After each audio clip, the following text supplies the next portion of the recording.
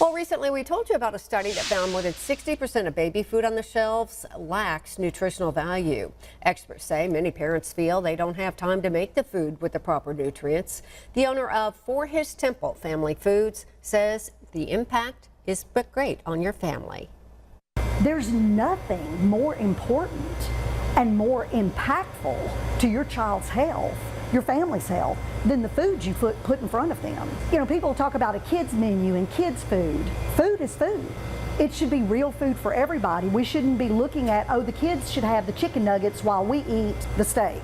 Chicken nuggets are horrible unless you make them yourself. And baby food, you can steam some carrots, steam some broccoli, blend it up, you have baby food.